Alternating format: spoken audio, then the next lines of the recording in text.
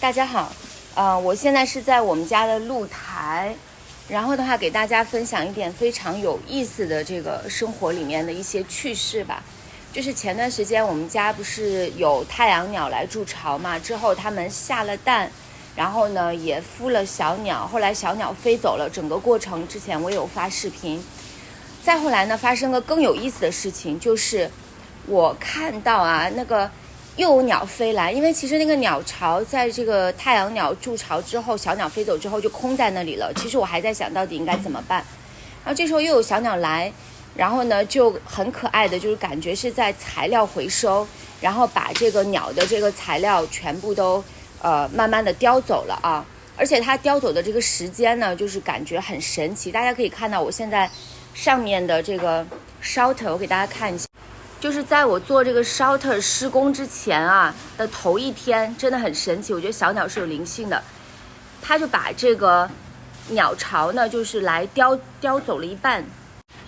然后第二天呢，那个工人来工作的时候，就是来做这个 shelter 的这个遮雨棚的时候，我当时因为白天上班嘛，不在家，然后我就想说，那不懂，可能整个露台会非常的乱啊。我回来以后。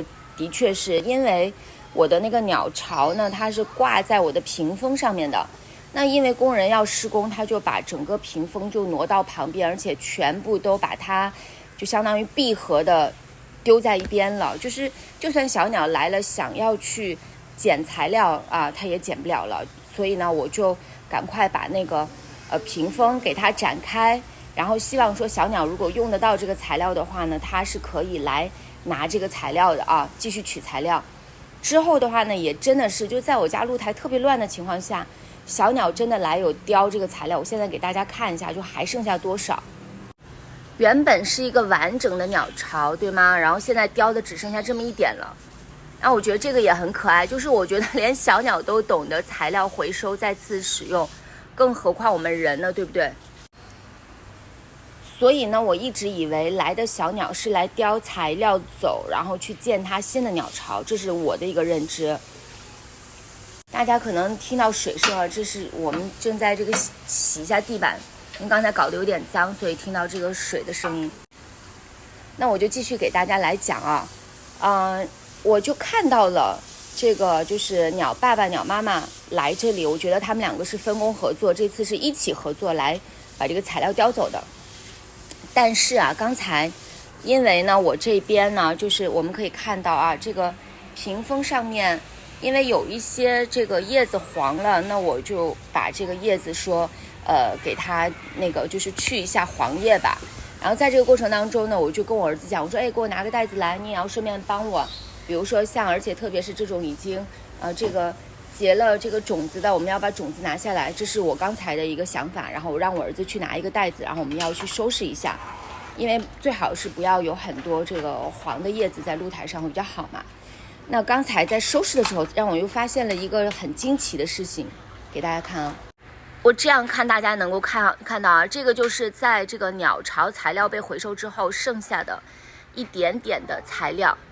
那之后的话呢，刚才我们在收拾嘛，就是我们在这个修剪一下呀，然后这个叶子然后以及把它的这个上面的像有一些种子给它取下来，对吗？这样取下来，然后惊奇的发现原来有另外一对小鸟，看到吗？这里又开始要筑巢了，所以才会有这个。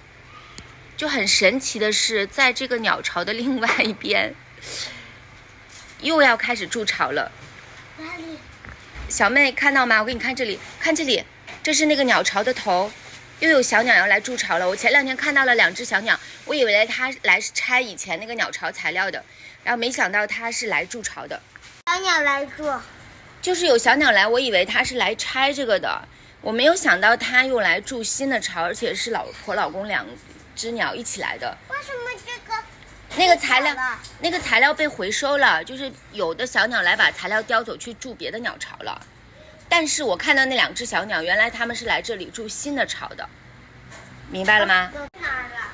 所以这是我觉得非常可爱好玩的一个生活里的趣事，在这里跟大家分享就是每天看到小鸟飞来飞去，的感觉是很好的。而且我发现有几只小鸟，它应该是就生活在这附近的大树上面，我给大家看一下啊，就每天都能听到鸟鸣，每天都能听到鸟叫，大家听到吗？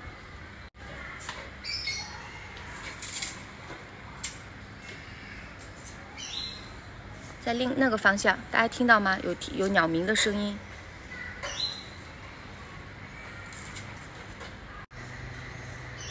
那今天呢，刚好也是母亲节，祝福所有的母亲节日快乐。